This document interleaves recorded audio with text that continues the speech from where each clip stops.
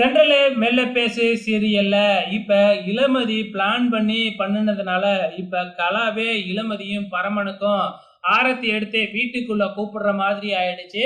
வீட்டுக்குள்ள போன உடனே நம்ம பரம தாம் தூம்னு குதிக்கிறாப்ல. ஆனா எதுவுமே இளமதி கிட்ட வேலைக்கு ஆகாத.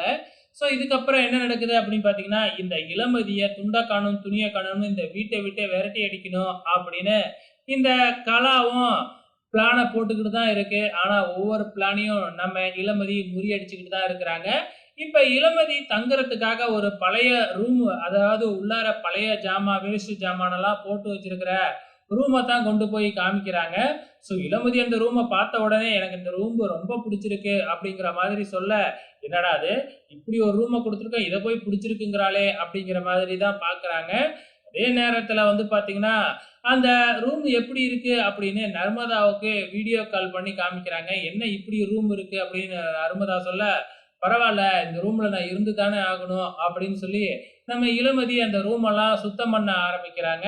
அப்ப வேணும்னே பிளான் பண்ணி அங்க இருக்கிற சுவிட்ச் பாக்ஸ்ல கரண்ட் அடிக்கிற மாதிரி இந்த கலா பண்ணி வச்சிருக்காட்டுக்கு. அதே மாதிரி போய் பாத்தீங்கன்னா, நம்ம இளமதி அந்த சுவிட்ச் பாக்ஸ்ல கைய வச்ச உடனே கரண்ட் ஷாக் அடிக்குது. உடனே எங்கிருந்தோ பரம குடுகுடுன்னு ஒடியாந்து இளமதிய காப்பாத்தி 2 பேரும் சேர்ந்து அப்படியே பெட்டுக்குள்ளாரயே விழுவுறாங்க. நம்ம இளமதி நம்ம பரமன பார்த்து ரொமான்ஸ் பண்ற மாதிரி பண்ண, உடனே பரம அங்கிருந்து ஏந்திரிச்சு கத்திப்புட்டு வெளியில போயிடுறாப்ல. "பார்த்தீங்களா, எனக்குன்னு ஒண்ணுன்னா நம்ம பரம உடனே வராப்ல" அப்படின்னு பார்த்தீங்கன்னா, நம்ம இளமதி கலாவ வெறுப்பேத்திக்கிட்டு இருக்கிறாங்க.